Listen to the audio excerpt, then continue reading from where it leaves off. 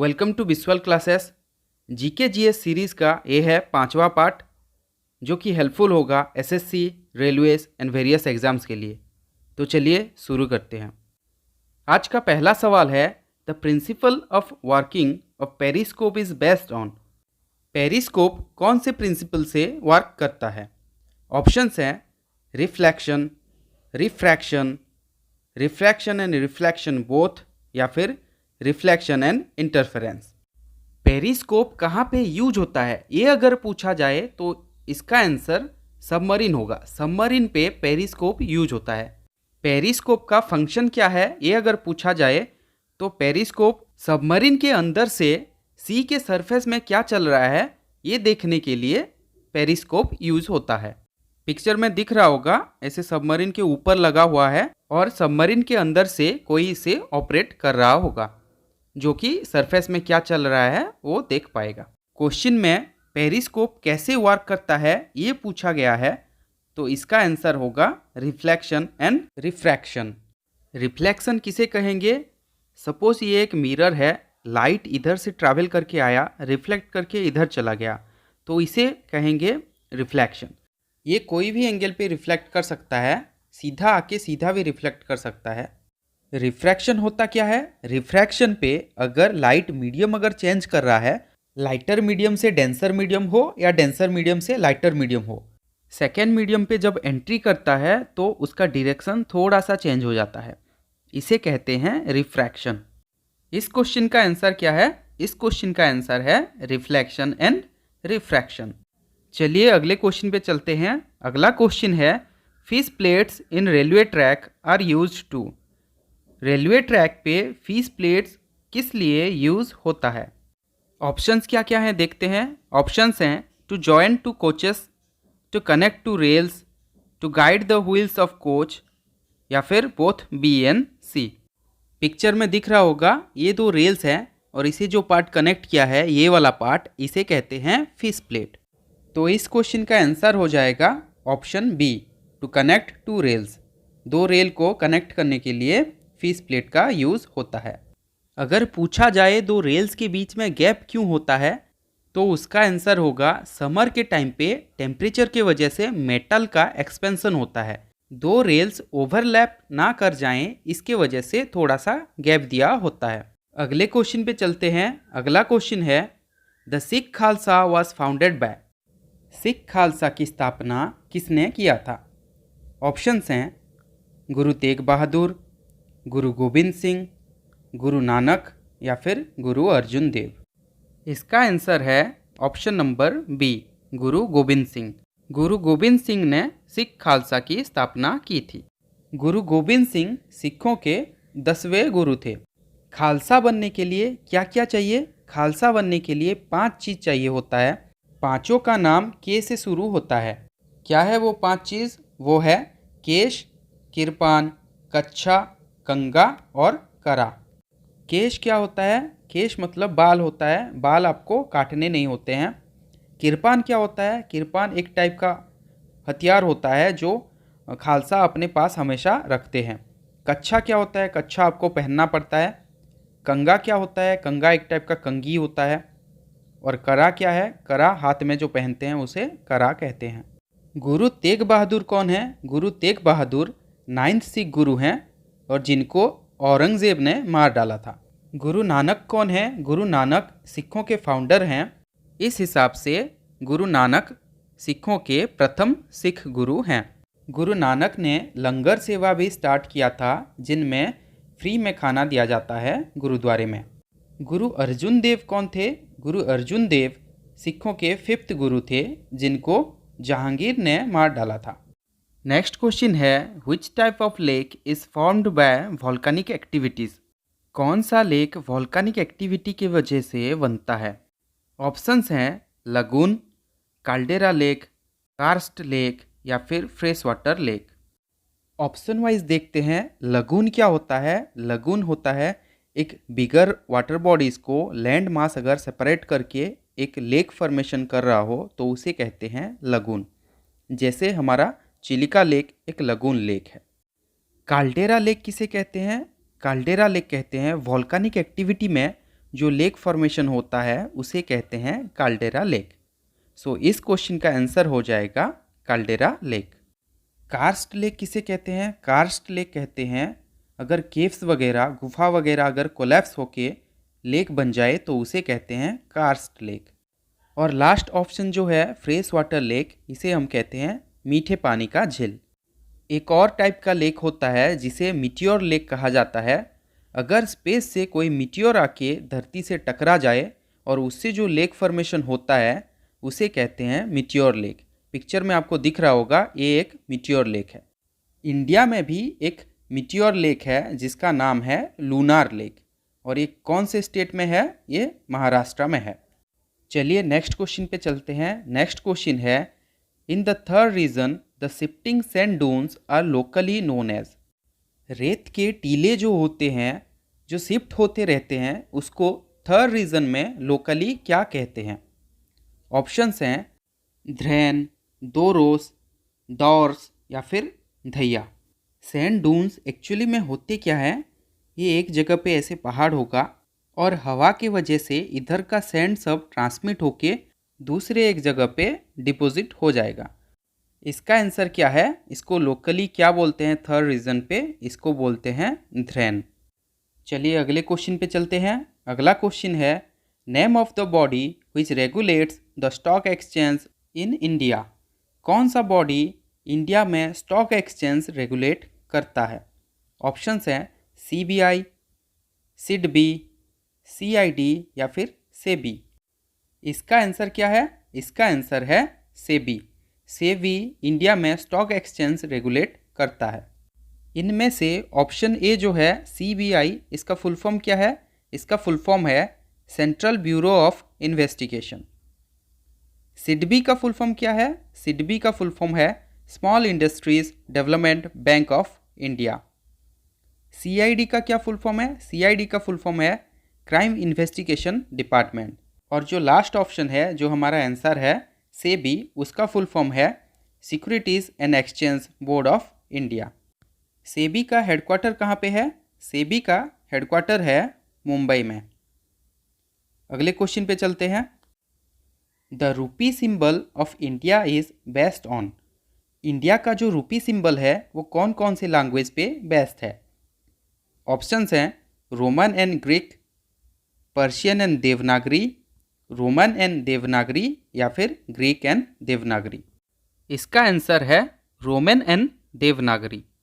अगर कौन डिज़ाइन किए थे इंडियन रूपी का सिंबल, ये अगर पूछा जाए तो उसका आंसर होगा उदय कुमार। और कौन से साल में इंडिया ने अडॉप्ट किया था इंडियन रूपी सिंबल को, ये अगर पूछा जाए तो उसका आंसर होगा 2010 में। ये होता है इंडियन रूपी का सिंबल, पिक्चर में दिख रहा होगा आपको। चलिए नेक्स्ट क्वेश्चन पे चलते हैं। नेक्स्ट क्वेश्चन है, the fastest growing plant in the world is. दुनिया का सबसे तेजी से बढ़ने वाला पौधा कौन सा है? ऑप्शंस हैं मनी प्लांट, राइस, बैम्बू या फिर टिक। इसका आंसर है बैम्बू। बैम्बू जो होता है वो सबसे फास्टेस्ट ग्रोइंग प्लांट है in the world. Bamboo actually में एक ग्रास होता है, और अगर आपको largest grass in the world पूछा जाए तो उसका आंसर भी होगा बैम्बू। चलिए नेक्स्ट क्वेश्चन पे चलते हैं। नेक्स्ट क्वेश्चन है, the green colour of leaves is due to the presence of. पत्ते का हरा रंग किस चीज़ के वजह से होता है? ऑप्शंस है मेटालिक आयंस, आयरन, हीमोग्लोबिन या फिर क्लोरोफिल। और इसका आंसर है क्लोरोफिल। ब्लड का कलर रेड किस लिए होता है, ये अगर पूछा जाए तो उसका आंसर होगा हीमोग्लोबिन। और सॉयल का कलर रेड किस लिए होता है, ये अगर पूछा जाए तो उसका आंसर होगा आयरन के वजह से सॉयल का कलर रेड होता है। तो चलिए नेक्स्ट क्वेश्चन पे चलते हैं। The highest point in the blood pressure और the upper reading of blood pressure is called. Blood pressure जो मापा जाता है उसके हाईएस्ट रीडिंग को क्या कहा जाता है? ऑप्शंस हैं सिस्टोलिक, हाइपोटेंशन, डायस्टोलिक या फिर हाइपरटेंशन। पिक्चर में आपको दिख रहा होगा हाईएस्ट जो रीडिंग होता है उसको कहते हैं सिस्टोलिक और लोएस्ट जो रीडिंग होता है उसे कहा जाता है diastolic. Upper reading systolic and lower reading diastolic. Hypotension क्या होता है? हाइपोटेंशन होता है low blood pressure. Low blood pressure को हाइपोटेंशन कहा जाता है। और हाइपरटेंशन क्या होता है? हाइपरटेंशन होता है हाई ब्लड प्रेशर। ह्यूमन का नॉर्मल ब्लड प्रेशर कितना होता है? नॉर्मल ब्लड प्रेशर होता है 120/80।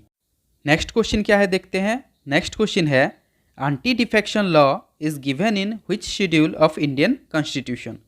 भारत के संविधान के कौन से अनुसूची में एंटी डिफेक्शन लॉ के बारे में दर्शाया गया है? ऑप्शंस हैं second schedule, 10th schedule, 3rd schedule या फिर 4th शेड्यूल। इसका आंसर क्या है? इसका आंसर है 10th शेड्यूल। 10th शेड्यूल कब ऐड हुआ था?